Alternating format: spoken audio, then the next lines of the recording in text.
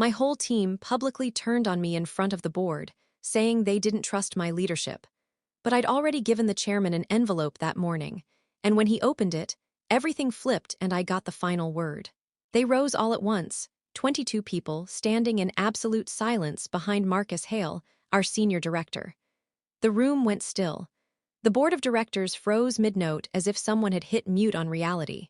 Marcus didn't even look at me when he spoke. We no longer have confidence in Dana Caldwell's leadership. The words hung heavy across the mahogany table. I was still sitting, hands flat on the polished surface, the presentation I'd built for weeks glowing uselessly behind me, charts of rising metrics, improved retention, better margins, all meaningless now. The faces I'd once led stared back. My team from global operations, New York, Sao Paulo, Singapore, Munich, every one of them standing like they'd rehearsed this moment. Maybe they had. "This isn't personal," Marcus added, though the faint curl of his lip betrayed the lie. "The standardized systems Dana's forcing on international divisions are alienating clients we've nurtured for years. We've already lost Luminar and Crestwave. Helix Global is next. We can't keep letting headquarters impose American methods on markets that don't work that way." The chairman, Robert Kane, sighed and removed his glasses. "This is highly irregular, Marcus." "Irregular times," Marcus replied smoothly, "require irregular measures." Then, one after another, my staff chimed in with perfectly worded complaints. Singapore claimed 40% client dissatisfaction. Brazil said partners were ready to walk. London said my initiative ignored cultural nuance. Every accusation was rehearsed, synchronized, deliberate. 6 months of my work gone in 6 minutes. "Miss Caldwell," Kane said quietly, "do you have anything to say in your defense?" 22 pairs of eyes pinned me to my chair, some gloating, some pitying, a few refusing to look at all. I exhaled slowly. "Actually," I said, "I anticipated this might happen." Marcus's jaw twitched. "Mr. Kane," I continued, "would you please open the sealed envelope I gave you this morning?" The chairman frowned, reaching into his briefcase. "This one," I nodded once. "Everything you need to know is inside." Marcus's composure cracked for the first time. What came next would decide everything: my career, their futures, and a secret that had been quietly building for months. Before the chairman slit the envelope, I'll rewind, because to understand how an entire department turned against me, you need to know what they were really protecting. My name is Dana Caldwell, and at 35, I became the youngest vice president of global operations in the history of Arcadian Systems, a $9 billion multinational tech logistics company headquartered in Chicago. I wasn't born into this world. My parents ran a corner laundromat in Dayton, Ohio. My dad worked every day until his knuckles bled. My mom kept the books in a cracked binder she bought at a yard sale. They taught me one thing: if you can't outmuscle the system, outthink it. That mindset carried me through college on scholarship, through a decade of fixing broken corporate systems in Asia and Europe, and eventually to the C-suite. My specialty was standardization, cutting through chaotic regional processes and uniting them under one global framework. Efficiency, fairness, consistency. The board brought me in to fix what they called our fractured international network. They didn't tell me I'd be walking into a minefield. When I first met Marcus Hale, he was all charm and polish, 12 years at Arcadian, the supposed successor for the position I'd just been hired into. He greeted me at my first executive meeting with a politician's smile. "Welcome aboard, Dana. We've all heard incredible things about your work in Singapore." But behind that smile, I could feel the resentment. Everyone in the room had expected Marcus to get the job.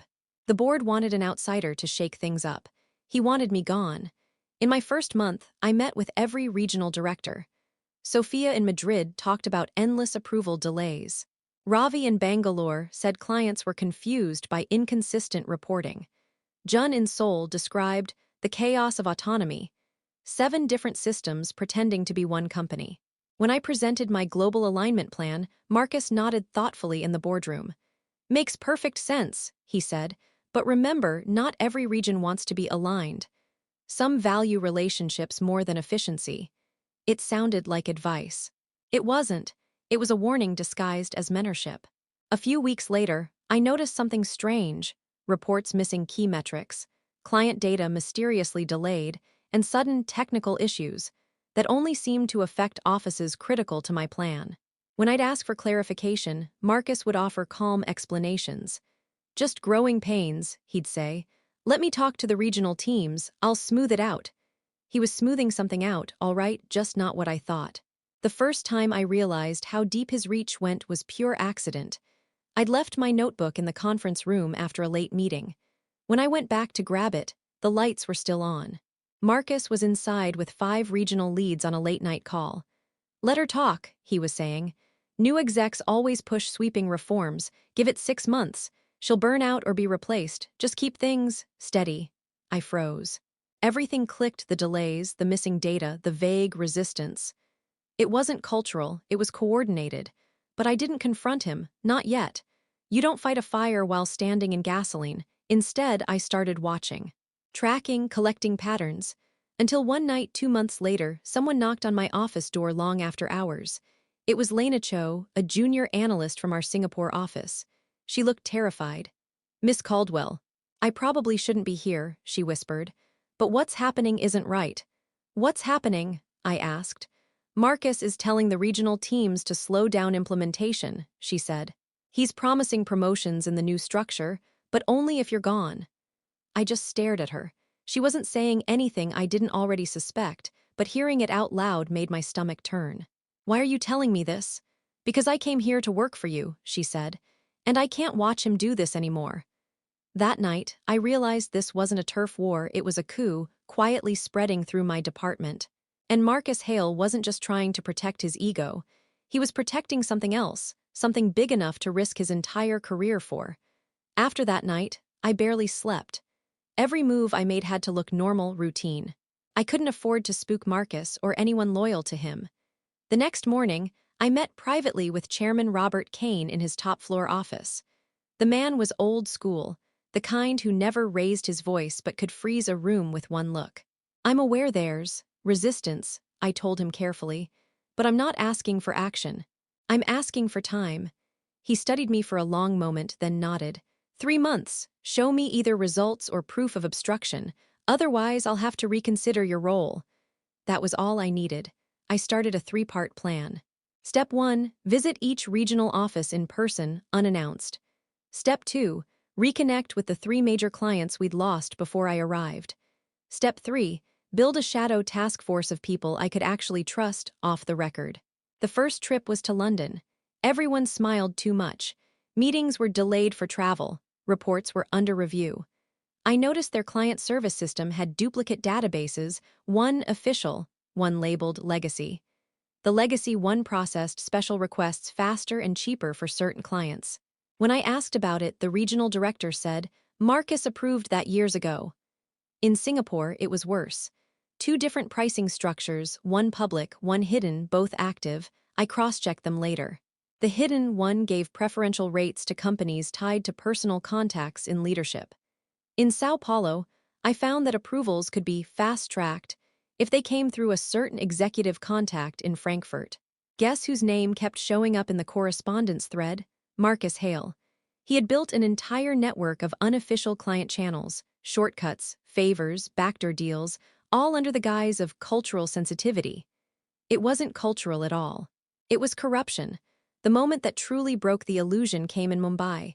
The regional director there, Vikram, had been helpful until he got a call mid-meeting. Alton, yes, he said into the phone. She's here now. No, I haven't said anything about those accounts. He didn't notice me watching. When he returned, his tone had changed completely. Suddenly, everything was complex, sensitive, requiring local adaptation. Word for word, the same phrases Marcus used in meetings back home. It was all scripted. By the time I returned to Chicago, I knew I wasn't fighting resistance.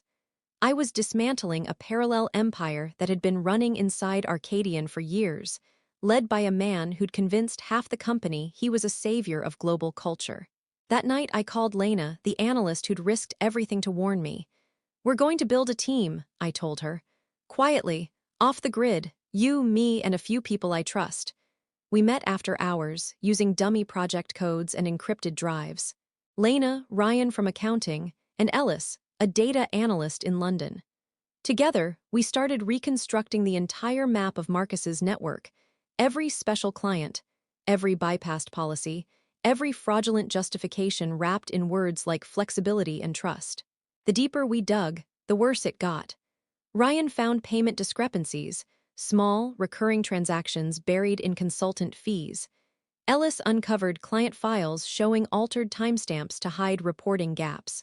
And then, one Friday night, Lena found an email chain that made my blood run cold. It wasn't about me. It was about Helix Global, our biggest client left. The email was from Marcus. Delay the transition again. Give the impression of progress, but preserve the existing arrangement. Once the board changes leadership, we'll revert. No need to escalate. Once the board changes leadership. He was already counting me out. And the part that scared me most wasn't the sabotage.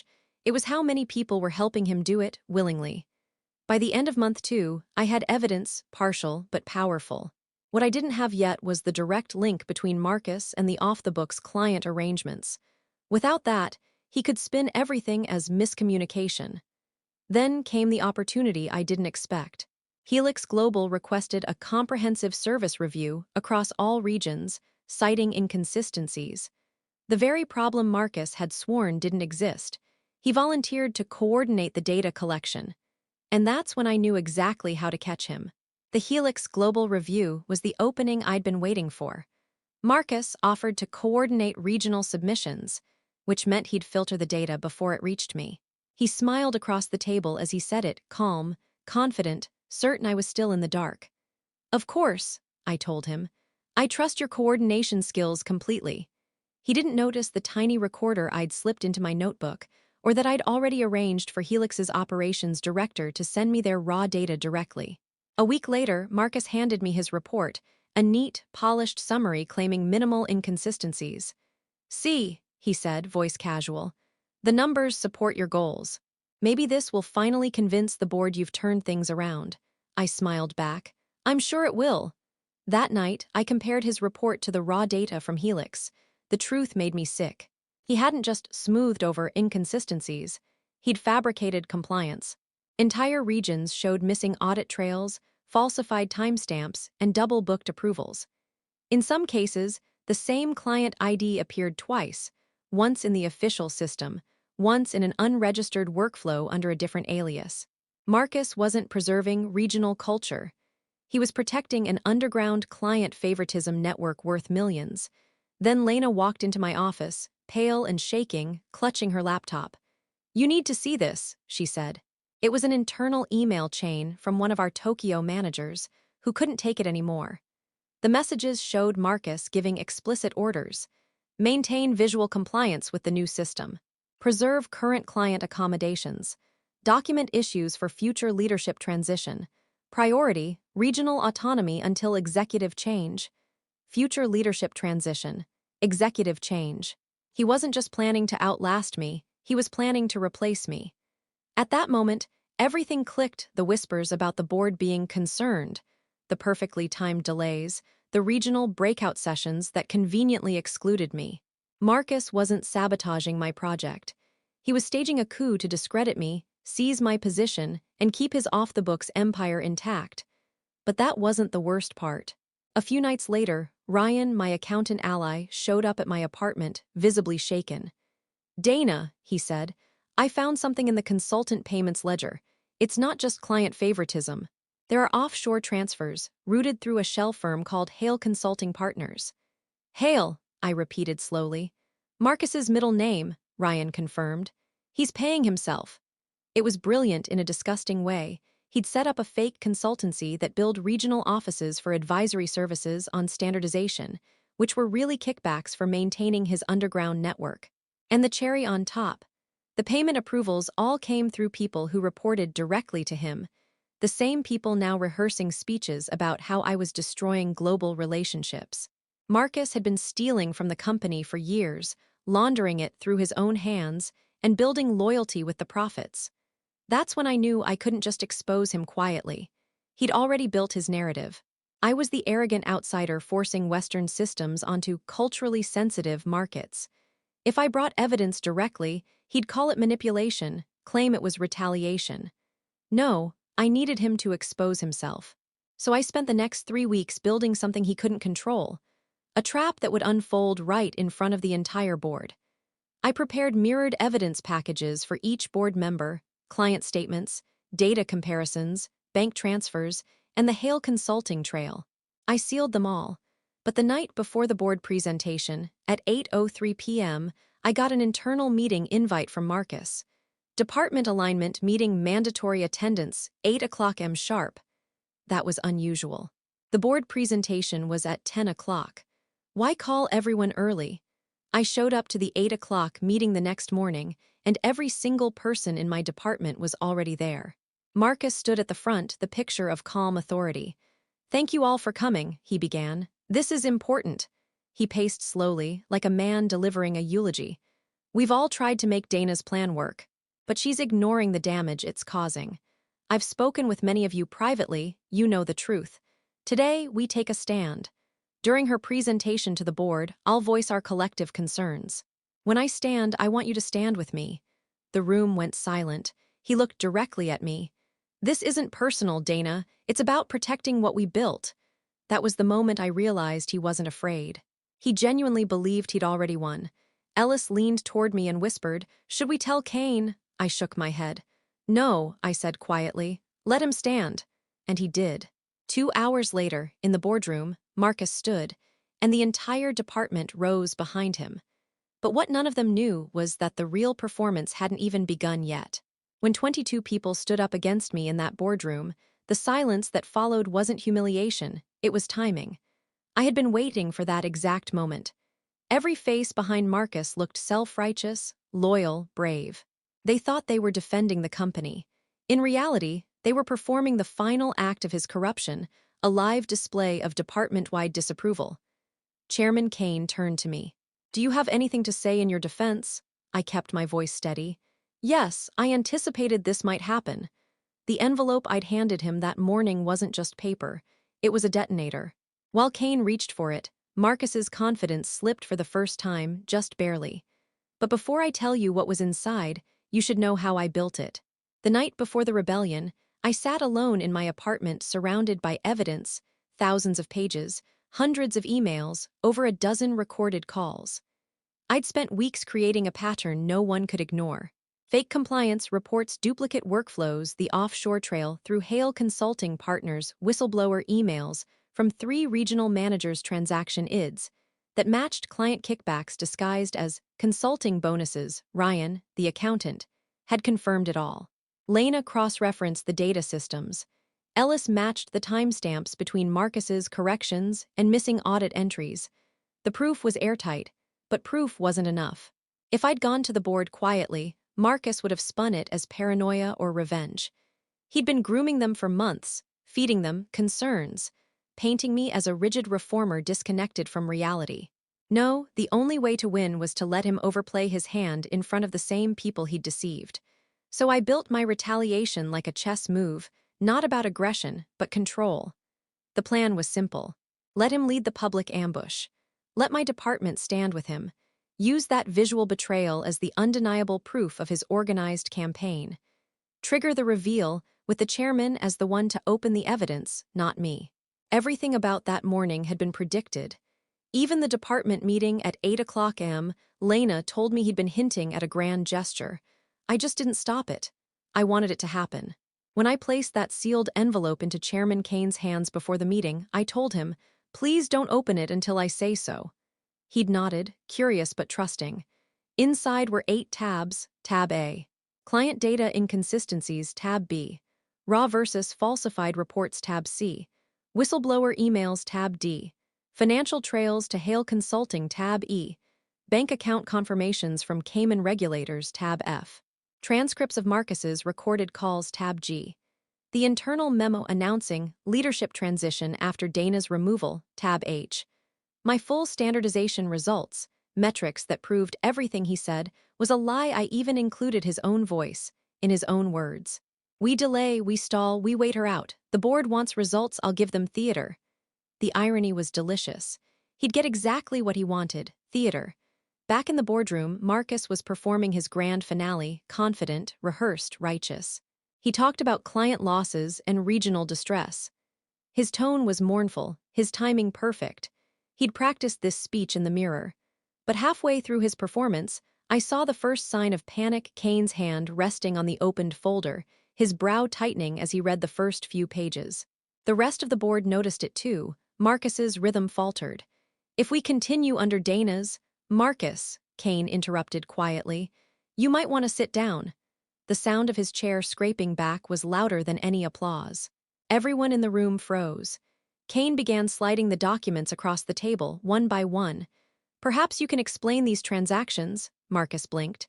What transactions?" "The ones routed through Hale Consulting Partners," Kane said, his voice steady as steel.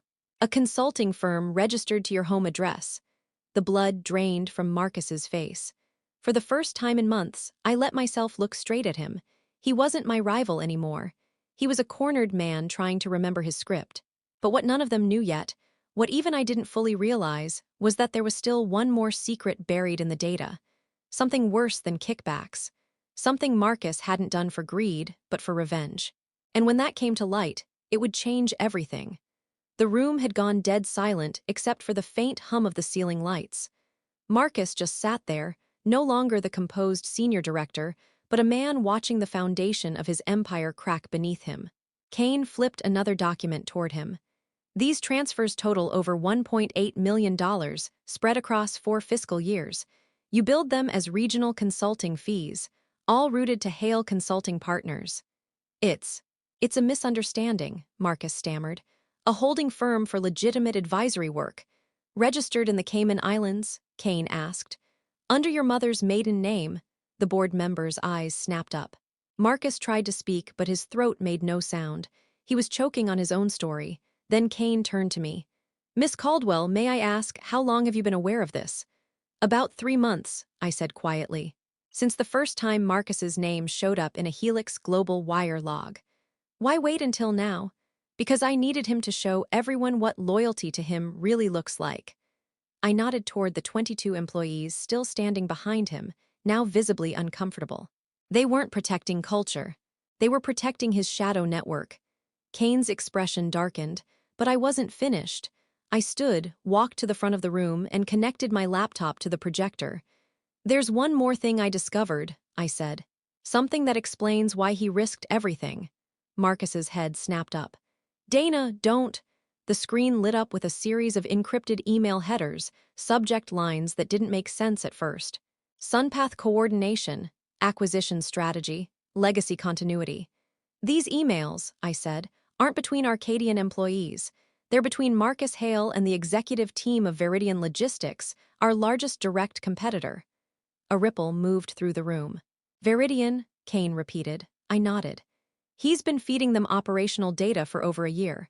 Timelines, integration schedules, client strategies, all disguised as consulting reports. In exchange, Veridian was funding his Hale Consulting Partners account." Marcus slammed his palm on the table. "You can't prove that." I clicked the next slide. On the screen appeared a PDF, Veridian's internal memo, dated 6 months ago. "Upon successful destabilization of Arcadian's global standardization initiative, Marcus Hale will assume executive position within Veridian International Operations, effective following leadership change." Someone gasped. He wasn't just trying to save his power. He was trying to sink Arcadian from the inside and walk into a promotion at the competitor that would inherit our biggest clients. Every delay, every sabotage, every whisper against me, all of it had been orchestrated not out of pride, but treason. Marcus's composure broke completely. "You think you're clever, Dana," he spat. "You think they'll thank you for this. They needed a scapegoat for the failures, and it was supposed to be you." He stood up, shaking. "You think Kane didn't know? You think the board wasn't in on?" "Enough," Kane said sharply, cutting through the chaos. The door opened, and security entered. "Mr. Hale, you're suspended pending a full investigation," Kane said. "Hand over your badge." Marcus didn't move. He looked around the room, his gaze jumping from face to face, all the colleagues who'd once obeyed his every word, now staring at him like a stranger. Then he looked at me. "You don't understand what you've done." "I understand perfectly," I said. He laughed once, short, hollow. "No, you don't. You think this ends with me." "It doesn't." Security took him by the arms and escorted him out. As the doors closed behind him, the room stayed silent. But the fear in the air wasn't about Marcus anymore. It was about the possibility that he wasn't lying, that maybe someone else on that board knew more than they should have. Because buried in the data, I'd seen something I hadn't told anyone yet, a hidden thread that suggested Marcus hadn't acted alone. There was a second signature in the Veridian transfers, and I recognized it. It belonged to someone inside the boardroom. When the doors shut behind Marcus, the silence that followed was heavy enough to feel like gravity. Everyone just sat there, still, waiting for Kane to say something. But I was staring at the projection screen, because I knew what was still buried in the data drive I hadn't handed over yet. The second signature, the one I hadn't dared to name. "Dana," Kane said, adjusting his tie, "I think we've heard enough for today. The board will—" "Not yet," I interrupted. "There's one more thing." He froze mid-sentence. I clicked the mouse again. A new page appeared, an encrypted wire confirmation from Veridian's legal department. Funds transferred to Hale Consulting Partners, authorized by cosigner R. Kane. Kane's initials. Same account number. Same timestamp. At first, he didn't move. Then he laughed softly, almost kindly, the way a father might laugh at a child's mistake. "That's absurd. There must be an error." "There isn't," I said. "Ryan verified the transaction chain through First Dominion Bank. The account you use for board compensation is the same one that approved the disbursement." His face drained of color, then hardened into something colder. For the first time in my life, I saw who Robert Kane really was. He leaned back in his chair, unbothered now, eyes sharp as razors. "You're thorough, Dana, I'll give you that." The other board members were whispering, shifting uneasily. "Robert, what's going on?" one asked. Kane exhaled slowly, then smiled. "Fine, you want the truth, you earned it." He stood up, straightening his jacket. "When Marcus came to me a year ago, I already knew Arcadian was rotting. Our markets were collapsing under inefficiency, our investors restless. Veridian wanted access to our systems, not a merger, not a buyout, but information. Clean, discreet, well-compensated information." I felt my stomach drop. "You sold out the company," I said. "I protected it," he countered. "You think standardization saves us? It exposes everything, every shadow deal, every off-book client relationship that keeps this machine running. You wanted transparency. I wanted survival." He stepped closer to me. "You call it corruption, I call it strategy." The other board members were speechless. No one had the courage to interrupt him. He turned to them. "Let's not pretend we didn't all benefit. Marcus was a means to an end, an expendable one. But you, Dana, you were never supposed to find the thread. You were the perfect distraction, the reformer, the prodigy, the story the shareholders could believe in." My throat felt tight. "You used me." "Of course I did," he said simply. "That was the point." The cruelty in his voice wasn't emotional, it was surgical. He wasn't angry I'd exposed Marcus. He was angry I'd interrupted his control. Then he leaned in just slightly, his tone lowering. "You think what you've uncovered today will ruin me? Go ahead. Burn it all down. But understand this, Arcadian's success, your success, depends on the same rot you're trying to cut out. You pull the roots and the whole tree dies." For a second, I couldn't speak. The man had weaponized loyalty, ethics, and fear, turned them into tools for profit. And that's when I understood what real power looked like. It wasn't Marcus's manipulation or even the board's complacency. It was Kane's calm belief that he couldn't be touched. He started walking toward the door. "If you were smart, Dana, you'd bury this now. Take my seat when I retire. You'd make a hell of a successor." I didn't respond. He paused at the door. "You'll thank me someday," he said and walked out. The boardroom was dead silent again, but something inside me had shifted. I'd been fighting for fairness. Kane had been fighting to preserve his kingdom. And now that I knew what he was capable of, I realized revenge against Marcus wasn't enough. This had to go higher. I didn't sleep that night. I sat at my kitchen table with a bottle of black coffee and 3 USB drives lined up in front of me like bullets. Each drive held the same thing: Marcus's kickback network, Veridian's email exchanges, and the signed transfer from Kane's own account. The evidence that could destroy them both. By sunrise, I knew what I had to do. First, I sent an encrypted copy of everything to Lena with one instruction: "If anything happens to me, send this to the Department of Justice and every major financial outlet." She didn't ask questions. She just wrote back, understood. Then I scheduled a private meeting with the audit committee chair, one of the few board members not handpicked by Kane. Her name was Ellen Rivera, an old-school auditor with a spine of steel. When I walked into her office, she already looked suspicious. "This better not be gossip, Dana." "It's not," I said, sliding the first drive across her desk. "It's evidence." She plugged it in. Within 15 minutes, her expression went from skepticism to fury. This is felony level," she whispered. "Do you realize what this means?" "Arcadian's been compromised from the top," I said. "Marcus was just the front man. Kane is the architect." Ellen closed the laptop, stood, and locked her office door.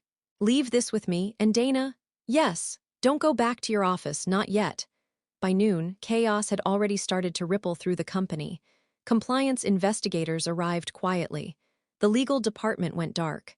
Kane was on leave pending inquiry. By 5 p.m., the story broke publicly: Arcadian Systems under federal investigation for corporate espionage and embezzlement. Marcus was arrested that night trying to board a flight to Zurich. His so-called consulting firm had less than $20 left in its account. Kane didn't go quietly. He released a statement blaming me for destabilizing leadership integrity, but the wire records spoke for themselves. The DOJ froze his assets within hours. By the end of the week, both men were finished. But it wasn't over yet, because I still had to face the same department that once stood against me. A week later, I called a full meeting in the same boardroom where they'd all stood behind Marcus. They looked uneasy, some ashamed, others just exhausted. I didn't gloat. I didn't yell, I just spoke. "Last week, you stood because you thought you were protecting this company," I said. "But you were protecting two men who would have sold it to the highest bidder. I don't blame you for believing them. I blame them for betraying you." Silence. Then I projected the chart showing our standardized office's performance: client retention up 38%, efficiency up 27%, satisfaction scores higher than ever. "This," I said, "is what the truth looks like when you strip away the lies." Slowly, people started nodding.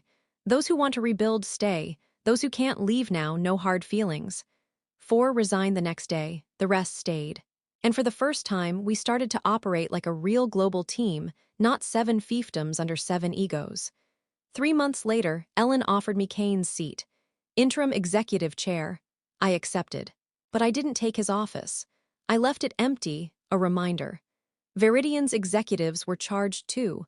Turns out Marcus had been feeding them doctored client data that backfired, tanking their expansion deal. Karma doesn't always arrive fast, but it always shows up. When the DOJ's final report came out, one line stuck with me: "Standardization prevented further financial and ethical collapse." That's when I realized revenge didn't have to be loud or cinematic. Sometimes it's just survival, done better than the people who tried to bury you. Marcus thought betrayal was strategy. Kane thought corruption was culture. I proved consistency could be rebellion. And when I walked out of that boardroom for the last time, I smiled, not because I'd won, but because they'd finally lost control of the story.